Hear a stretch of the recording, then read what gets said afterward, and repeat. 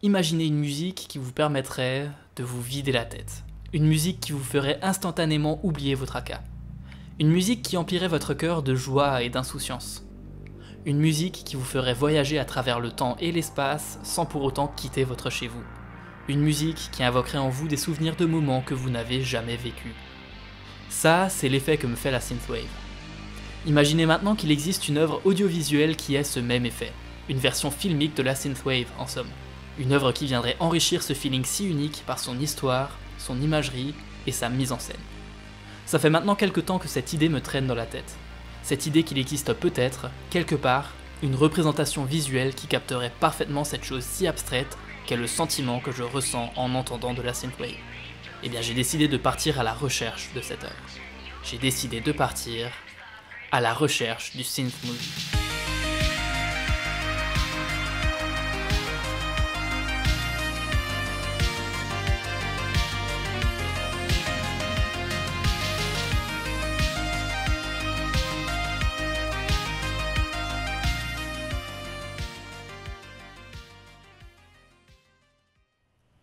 Nous sommes le 26 décembre 2013. Un projet Kickstarter vient tout juste d'être lancé et ne va pas tarder à avoir l'effet d'une véritable bombe qui va secouer le web international, si bien qu'il ne lui faudra que 2 jours pour atteindre et même dépasser son objectif initial de 200 000 $. Si vous êtes un amateur ou une amatrice de synthwave, vous savez probablement déjà quelle sera la deuxième étape de notre périple cinématographique. Déjà parce que vous avez vu le titre de la vidéo, mais aussi parce que des projets comme ça en lien avec la synthwave, il n'y en a pas non plus des milliers. Donc aujourd'hui, on va évidemment parler de Kong Fury.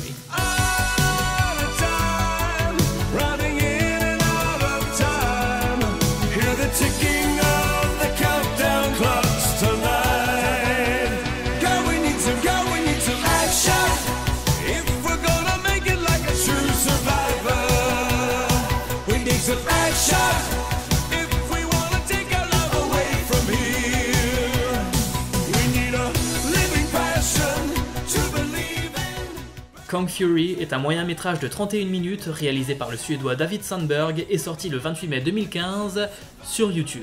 Et oui, le film est totalement gratuit. Si vous ne l'avez jamais vu, vous pouvez y remédier là, maintenant, tout de suite, en cliquant juste ici. À l'heure actuelle, le film a été vu plus de 36 millions de fois.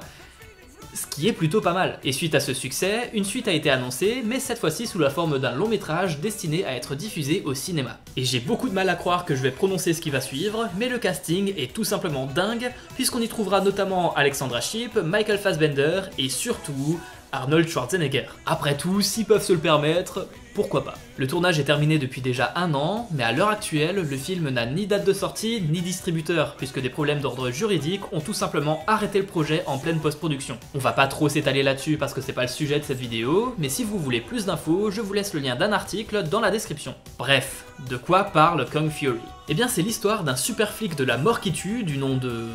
Kong Fury, qui va devoir affronter le plus grand méchant de l'histoire de l'humanité, à savoir Adolf Hitler, aka Kong Führer. Et je kiffe ce jeu de mots. Alors à première vue, ce pitch a l'air totalement stupide, mais rassurez-vous, il l'est bel et bien. Et c'est totalement assumé, puisque Kong Fury est un pastiche de tous ces nanars qui ont pullulé pendant les années 80. Et du coup, on va y retrouver tout ce qui fait le sel des séries Z typées 80s.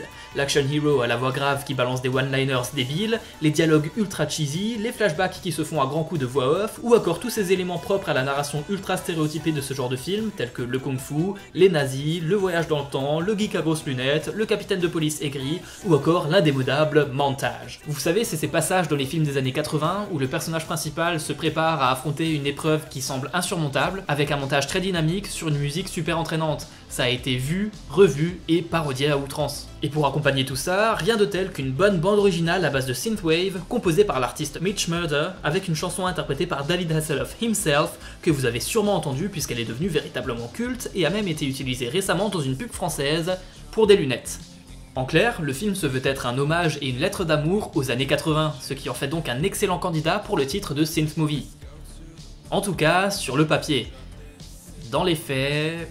c'est pas tout à fait la même chose. Ainsi, même si le parti pris du film de faire de l'ancien avec des moyens actuels colle parfaitement à la philosophie de la synthwave, eh bien ça ne marche pas. Même si je me souviens avoir adoré Kong Fury la première fois que je l'ai vu à l'époque de sa mise en ligne, Et bah je dois avouer que mon revisionnage a été beaucoup moins plaisant. Déjà, si j'en crois la page IMDb de David Sandberg, c'est son tout premier projet en tant que scénariste et réalisateur. Et pour le coup, c'est flagrant. Il y a pas mal de moments où le cadrage fait très amateur, même si c'est vrai qu'il y a quand même quelques fulgurances avec des plans plutôt chouettes. Mais avec un pitch aussi barré que celui-là, je pense qu'on pouvait légitimement s'attendre à mieux. L'acting aussi laisse vraiment à désirer. Alors c'est vrai que dans les nanars, les acteurs passent leur temps à cabotiner. Mais là, les acteurs ne surjouent pas, ils ne jouent juste pas très bien. C'est peut-être une question de direction, mais je pense que c'est surtout dû au fait que la plupart des acteurs sont suédois et qu'ils ont dû jouer en anglais. Du coup, ils ne maîtrisaient pas forcément tous la langue et ont dû être doublés par la suite. Doublage qui, d'ailleurs, est loin d'être excellent. Tenez, voilà un extrait.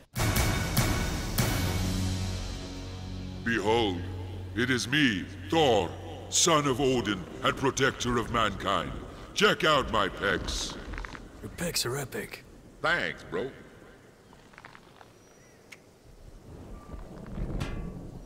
So, anyway, Thor, this is, Kung Fury. He's a cop from the future. Yeah, I need to get to Nazi Germany and, kill Hitler, so if you could help with Et ma théorie selon laquelle les acteurs galéraient à jouer dans une langue qui n'est pas leur langue maternelle se vérifie quand on s'intéresse au personnage d'Hitler. En fait, il a été incarné par Jorma Taccone, membre du trio de rap humoristique The Lonely Island et comédien confirmé qui est américain. Il a donc joué dans sa langue maternelle et c'est flagrant puisqu'il n'a pas eu besoin d'être doublé. En plus, vu qu'il n'est pas mauvais acteur, lui pour le coup cabotine vraiment. Et pour rester sur la réalisation, la référence aux années 80 est vraiment légère. À part quelques plans avec des zooms qu'on dirait tout droit sortis d'un nanar à la Hitman le Cobra, il n'y a pas grand chose. Et Dieu sait que si vous voulez rendre hommage aux années 80, il ne suffit pas de mettre un vieux filtre VHS sur vos images. D'ailleurs, il y a un truc qui va pas avec ce filtre. Je veux dire, ça se voit que le film a été tourné avec des caméras modernes. L'image est beaucoup trop nette pour que sa présence soit justifiée. Je sais pas, quitte à faire ça, ils auraient pu pousser le délire jusqu'à utiliser des caméras d'époque. Et là, ça aurait eu du sens. Et même au-delà de ce défaut-là, la meilleure scène du film, à savoir la baston en mode beat 'em up, qui aurait néanmoins été beaucoup plus cool si le film n'était pas sorti 12 ans après Old Boy de Park Chan-wook, est beaucoup trop longue. Et encore si avec ça, on pourrait le pardonner. Mais la scène est aussi complètement gâchée par un humour turbo lourd. Je mentirais si je vous disais que je n'ai ri à aucun moment du film. Mais la plupart du temps, les blagues sont tirées en longueur, durent 3 plombes et finissent par devenir plus énervantes qu'autre chose. Pour moi, Kung Fury, c'est un peu l'équivalent d'un repas de famille où vous êtes assis à côté de votre oncle relou qui n'arrête pas d'essayer d'amuser la galerie et rit constamment à ses propres blagues en se donnant de grosses claques sur la cuisse. Certains trouveront peut-être que je suis sévère, mais c'est vraiment le ressenti que j'ai eu. Pour vous donner un exemple concret, il y a une scène où on voit 2 soldats nazis qui discutent de leur moustache avant de se faire écraser par un tank. En gros, le blond est super content de sa moustache, mais le chauve se moque de lui. Ça pourrait être une scène un peu rigolote qui se conclut par une punchline à la con balancée sans grande conviction par Kung Fury, si la scène ne durait pas 1 minute et 11 secondes, soit 3,81% de la durée totale du film. On passe presque 4% du film sur une seule et même vanne. Et qui plus est, une vanne qui est franchement pas ouf. C'est beaucoup trop. Din mustasch är ju helt kaputt för fan. Då får du ju avbraken. Avbraken? Ja, det ser inte klok ut. Mein Mustasch? Das ist eine ariske Mustasch. Nej, this is arische mustasch. Det där ser ju för fan ut som könshåret på en herrelös hund. Et d'ailleurs, je suis pas tout à fait sûr de ce que c'est ça comme langue, mais je suis certain que c'est pas de l'allemand, alors qu'on est censé se trouver en Allemagne nazie. Et ça, mesdames et messieurs, ce n'est qu'une incohérence parmi tant d'autres. L'histoire n'a aucun sens. Enfin, évidemment que ça n'a aucun sens. C'est une histoire de voyage dans le temps avec des nazis qui font du kung-fu. Ce que je veux dire, c'est que même si on essaye de se plonger totalement dans cet univers absurde, on a du mal à suivre parce que l'histoire est mal fichue. Et c'est là qu'on arrive à ce qui est à mes yeux le plus gros point faible du film. Il se sert de l'absurde comme d'un prétexte pour raconter et présenter une histoire bancale. Alors comprenez-moi bien, je n'ai rien contre l'absurde. Au contraire, j'adore ça. Mais quand c'est bien fait, que ce soit dans des œuvres littéraires ou audiovisuelles, l'absurde est censé porter un message, avoir une finalité. Prenons l'exemple d'En attendant Godot, la pièce de Samuel Beckett. Quand on la lit en surface, on n'y voit qu'une succession d'événements sans queue ni tête et de dialogues incompréhensibles. Mais quand on creuse un peu, on se rend compte qu'on est face à un propos passionnant sur la vacuité de l'existence humaine. Pour prendre un autre exemple plus récent, la série Doom Patrol, derrière ses situations et ses personnages tous plus improbables les uns que les autres, cache en réalité un propos sur la différence et l'identité. Mais là, j'ai beau retourner Kung Fury dans tous les sens, je n'arrive pas à y déceler une quelconque réflexion un peu plus profonde que MDR, Hitler y voyage dans le temps. En se servant de l'absurde comme d'un simple prétexte pour faire n'importe quoi, le film devient tout simplement lourd et échoue à concrétiser son parti pris de lettre d'amour aux années 80. Alors il y a évidemment l'excuse du budget réduit avec lequel Kung Fury a été produit, à savoir 630 000 $. Mais même ça n'excuse rien. Je peux pas m'empêcher de comparer Kung Fury et Blood Machines, dont j'ai déjà parlé sur la chaîne et dont le parti pris est relativement similaire. Et bien sans pour autant être parfait, Blood Machines a fait beaucoup mieux avec moitié moins de budget. Et même pour aller plus loin, on est à une époque où le nanar décomplexé, ce que se veut être Kung Fury, est courant et totalement accepté. Regardez Sharknado, Mega Shark vs Giant Octopus, Piranha 3DD, ou même l'intégralité de la carrière d'Uwe Boll. Le nanar n'est pas spécifique aux années 80. Il y en a toujours eu et il y en aura toujours. Alors si l'idée du film était de susciter un sentiment de nostalgie chez le spectateur, je suis pas convaincu que cette piste-là soit la meilleure. Je dois vous avouer que je suis assez dépité. J'avais conclu l'épisode précédent de ce voyage cinématographique de manière optimiste, en ayant bon espoir de réussir à trouver un jour le synth movie. Mais là, je me dis que si même un film dont le concept même est de rendre hommage aux années 80 ne parvient pas à me procurer ce sentiment si particulier, bah peut-être qu'aucun film n'y arrivera. Peut-être que ma quête est vaine et vouée à l'échec. Mais je vais pas me laisser décourager, non. Pas après seulement 2 films analysés. Ça fait trop longtemps que je suis animé par cet espoir de réussir à trouver un jour une telle œuvre. Donc il est trop tôt pour baisser les bras. Il est trop tôt pour abandonner ma quête du synth movie.